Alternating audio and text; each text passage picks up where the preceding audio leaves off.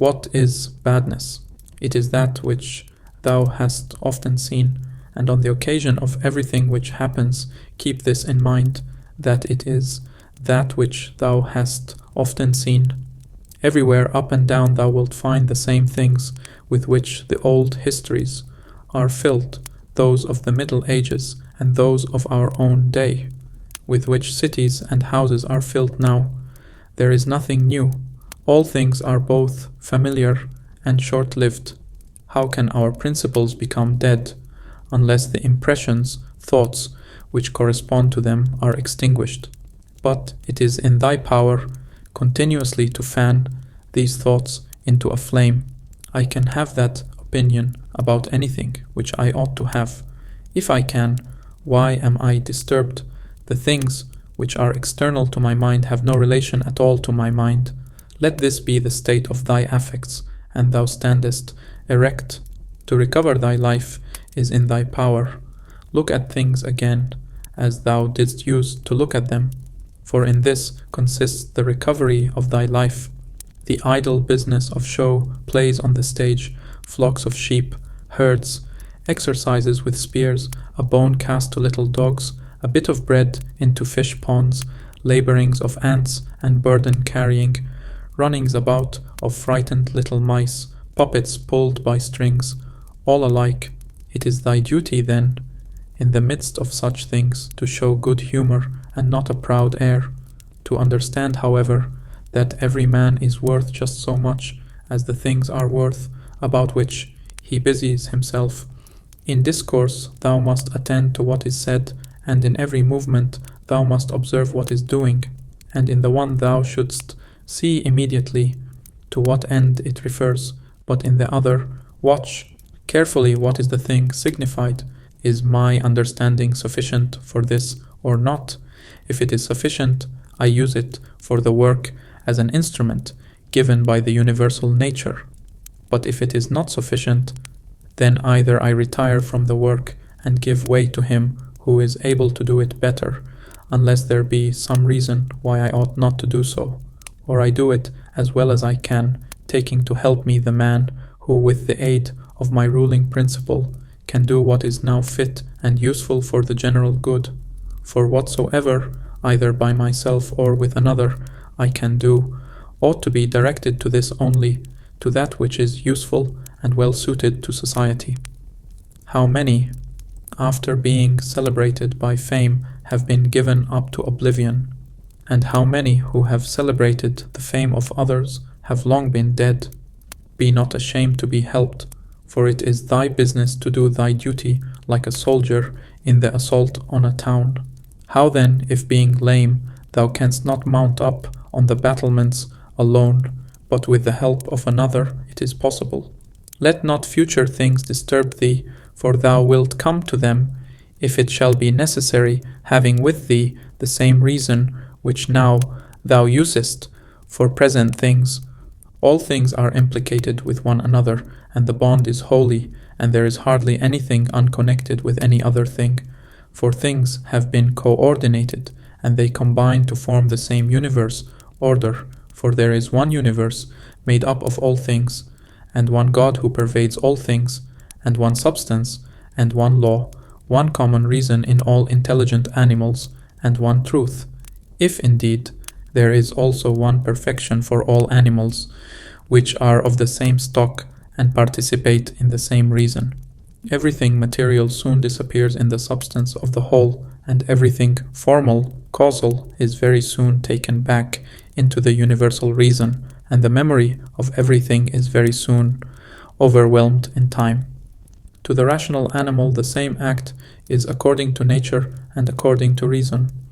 Be thou erect or be made erect, just as it is with the members in those bodies which are united in one, so it is with rational beings which exist separate, for they have been constituted for one cooperation, and the perception of this will be more apparent to thee, if thou often sayest to thyself that I am a member, melos, of the system of rational beings.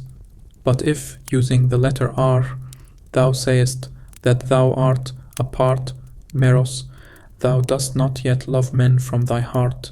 Beneficence does not yet delight thee for its own sake. Thou still doest it, barely as a thing of propriety, and not yet as doing good to thyself. Let there fall externally what will on the parts which can feel the effects of this fall, for those parts which have felt will complain, if they choose. But I, unless I think that what has happened is an evil, am not injured, and it is in my power not to think so. Whatever anyone does or says, I must be good, just as if the gold or the emerald or the purple were always saying this. Whatever anyone does or says, I must be emerald and keep my color.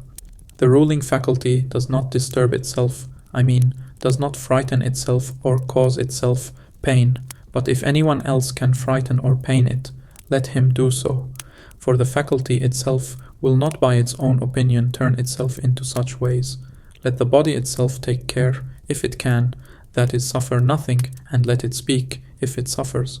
But the soul itself, that which is subject to fear, to pain, which has completely the power of forming an opinion about these things, will suffer nothing, for it will never deviate into such a judgment.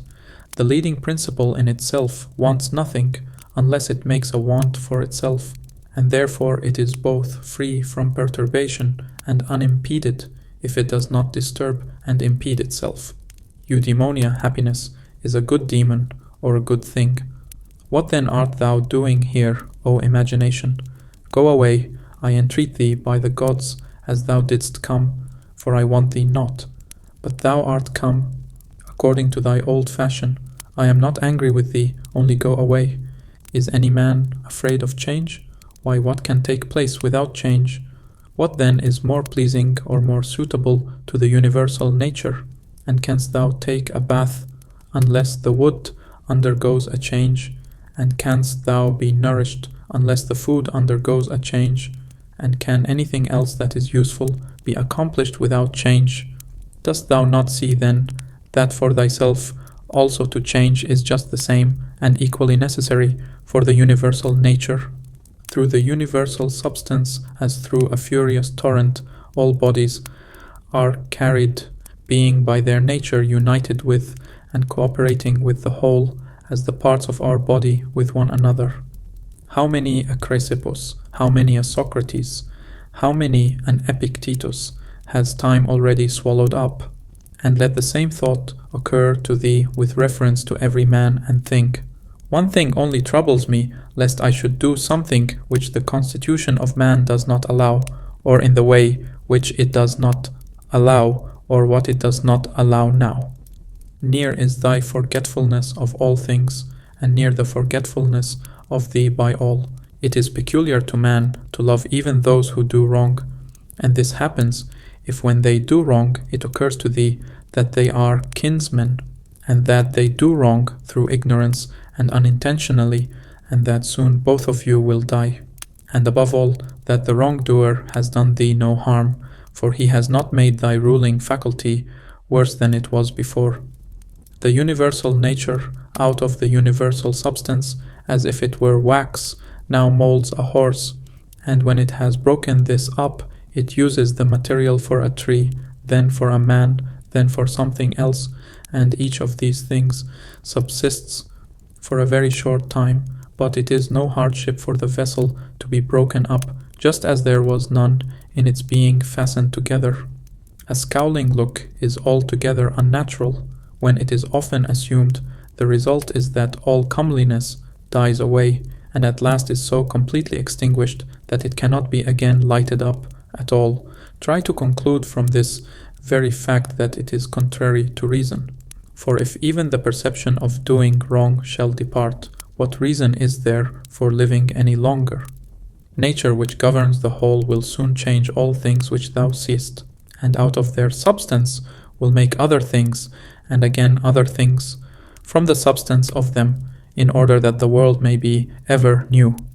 When a man has done thee any wrong, immediately consider with what opinion about good or evil he has done wrong, for when thou hast seen this, thou wilt pity him, and wilt neither wonder nor be angry, For either thou thyself thinkest the same thing to be good that he does, or another thing of the same kind, it is thy duty then to pardon him. But if thou dost not think such things to be good or evil, thou wilt more readily be well disposed to him who is in error. Think not so much of what thou hast not as of what thou hast, but of the things which thou hast.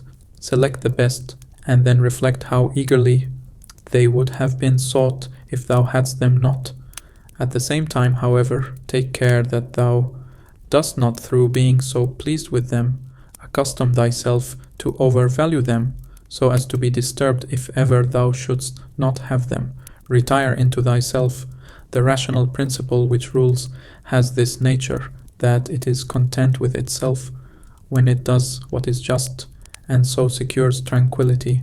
Wipe out the imagination, stop the pulling of the strings, confine thyself to the present, understand well what happens either to thee or to another, divide and distribute every object into the causal, formal, and the material. Think of thy last hour. Let the wrong which is done by a man stay there where the wrong was done. Direct thy attention to what is said. Let thy understanding enter into the things that are doing and the things which do them. Adorn thyself with simplicity and modesty, and with indifference towards the things which lie between virtue and vice. Love mankind. Follow God. The poet says that law rules all, and it is enough to remember that law rules all. About death, whether it is a dispersion or a resolution into atoms or annihilation, it is either extinction or change. About pain, the pain which is intolerable carries us off, but that which lasts a long time is tolerable, and the mind maintains its own tranquility by retiring into itself, and the ruling faculty is not made worse. But the parts which are harmed by pain, let them, if they can, give their opinion about it. About fame. Look at the minds of those who seek fame. Observe what they are, and what kind of things they avoid, and what kind of things they pursue. And consider that, as the heaps of sand, piled on one another, hide the former sands, so in life the events which go before are soon covered by those which come after. From Plato. The man who has an elevated mind and takes a view of all time and of all substance, dost thou suppose it possible for him to think that human life is anything great? It is not possible, he said. Such a man then will think that death also is no evil. Certainly not. From Antisthenes. It is royal to do good and to be abused.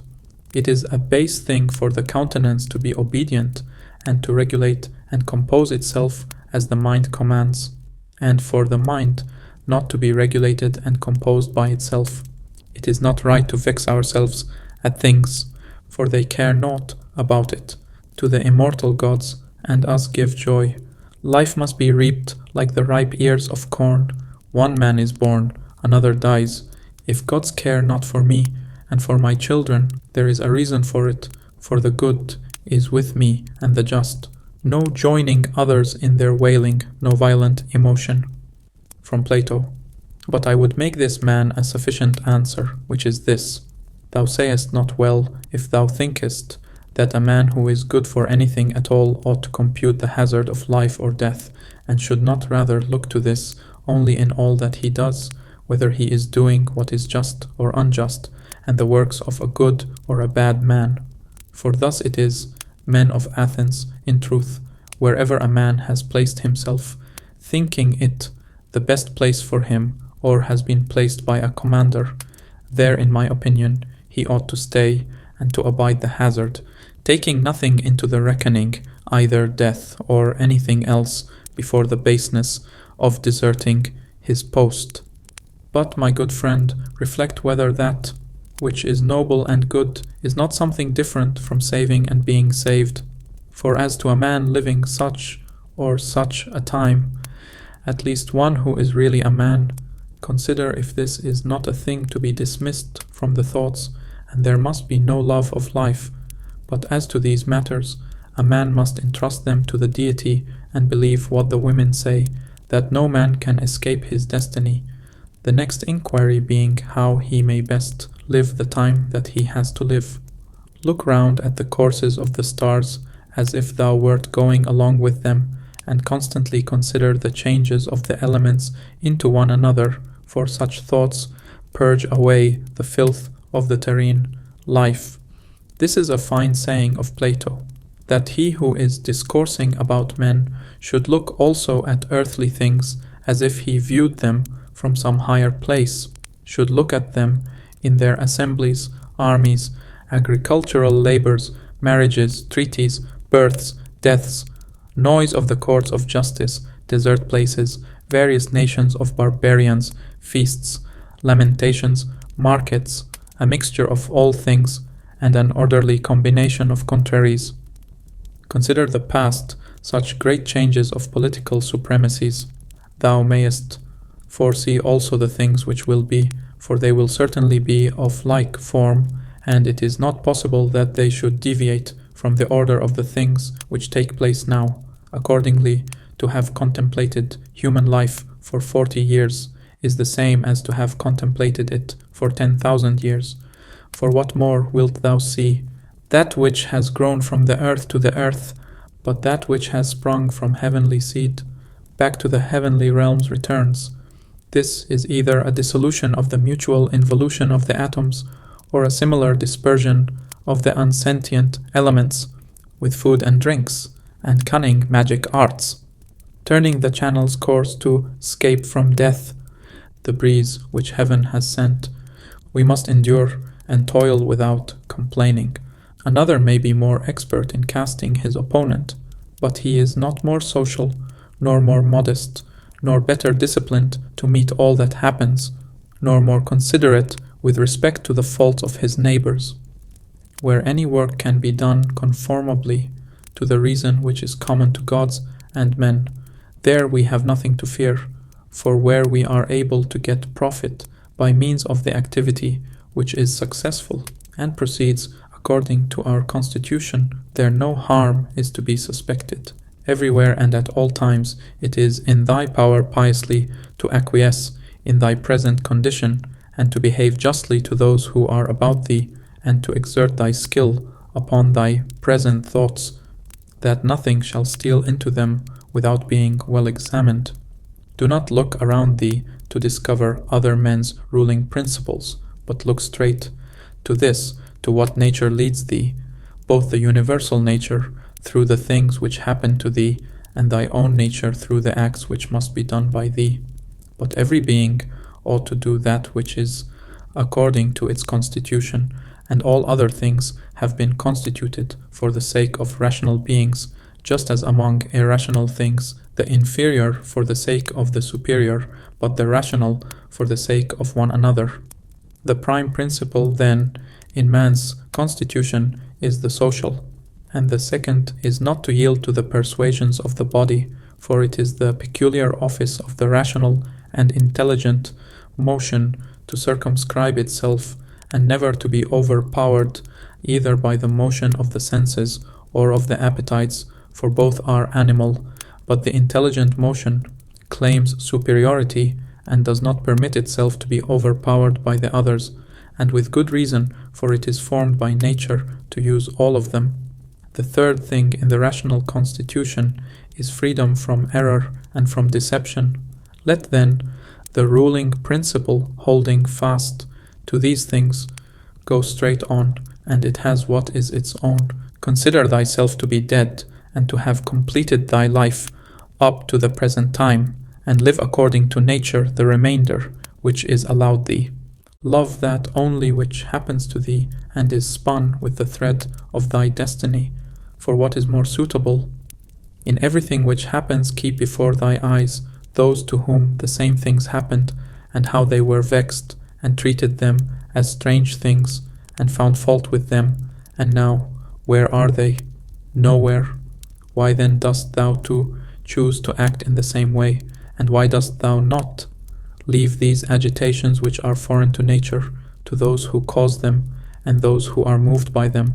And why art thou not altogether intent upon the right way of making use of the things which happen to thee? for then thou wilt use them well, and they will be a material for thee to work on. Only attend to thyself, and resolve to be a good man in every act which thou doest, and remember, look within. Within is the fountain of good, and it will ever bubble up if thou wilt ever dig. The body ought to be compact, and to show no irregularity either in motion or attitude, for what the mind shows in the face, by maintaining in it the expression of intelligence and propriety that ought to be required also in the whole body. But all of these things should be observed without affectation. The art of life is more like the wrestler's art than the dancer's, in respect of this, that it should stand ready and firm to meet onsets which are sudden and unexpected. Constantly observe who those are whose approbation thou wishest to have, and what ruling principles they possess, for then thou wilt neither blame those who offend involuntarily, nor wilt thou want their approbation if thou lookest to the sources of their opinions and appetites. Every soul, the philosopher says, is involuntarily deprived of truth. Consequently, in the same way, it is deprived of justice and temperance and benevolence and everything of the kind. It is most necessary to bear this constantly in mind, for thus thou wilt be more gentle towards all.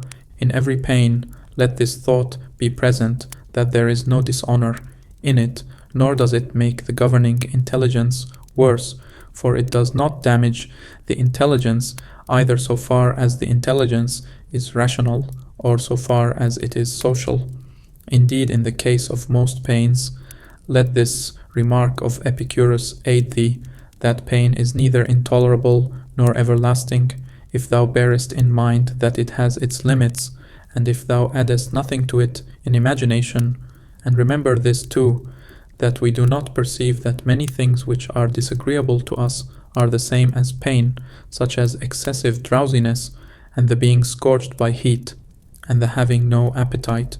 When then thou art discontented about any of these things, say to thyself that thou art yielding to pain. Take care not to feel towards the inhuman as they feel towards men. How do we know if Telaugus was not superior in character to Socrates? For it is not enough that Socrates died a more noble death, and disputed more skillfully with the sophists, and passed the night in the cold with more endurance, and that, when he was bid to arrest Leon of Salamis, he considered it more noble to refuse, and that he walked in a swaggering way in the streets, though as to this fact one may have great doubts if it was true. But we ought to inquire what kind of a soul it was that Socrates possessed, and if he was able to be content with being just towards men and pious towards the gods, neither idly vexed on account of men's villainy, nor yet making himself a slave to any man's ignorance, nor receiving as strange anything that fell to his share out of the universal, nor enduring it as intolerable, nor allowing his understanding to sympathize with the affects of the miserable flesh. Nature has not so mingled the intelligence with the composition of the body as not to have allowed thee the power of circumscribing thyself and of bringing under subjection to thyself all that is thy own, for it is very possible to be a divine man and to be recognized as such by no one. Always bear this in mind. And another thing too, that very little indeed is necessary for living a happy life, and because thou hast despaired of becoming a dialectician and skilled in the knowledge of nature, do not for this reason renounce the hope of being both free and modest, and social and obedient to God. It is in thy power to live free from all compulsion in the greatest tranquillity of mind, even if all the world cry out against thee as much as they choose, and even if wild beasts tear in pieces the members of this kneaded matter which has grown around thee. For what hinders the mind in the midst of all this from maintaining itself in tranquillity and in a just judgment of all surrounding things, and in a ready use of the objects which are presented to it, so that the judgment may say to the thing which falls under its observation, "This Thou art in substance reality, though in men's opinion thou mayest appear to be of a different kind. And the youth shall say to that which falls under the hand, Thou art the thing that I was seeking. For to me that which presents itself is always a material for virtue both rational and political, and, in a word, for the exercise of art, which belongs to man or God. For everything which happens has a relationship either to God or man, and is neither new nor difficult to handle, but usual and apt matter to work on. The perfection of moral character consists in this, in passing every day as the last, and in being neither violently excited nor torpid, nor playing the hypocrite. The gods who are immortal are not vexed, because during so long a time they must tolerate continually men such as they are, and so many of them bad, and besides this, they also take care of them in all ways. But thou, who art destined to end so soon, art thou wearied of enduring the bad, and this too when thou art one of them?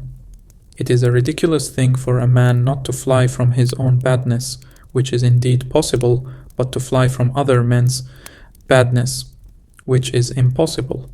Whatever the rational and political, social faculty finds to be neither intelligent nor social, it properly judges to be inferior to itself.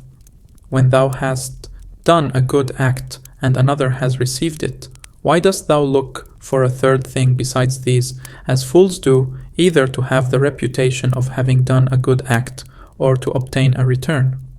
No man is tired of receiving what is useful, but it is useful to act according to nature.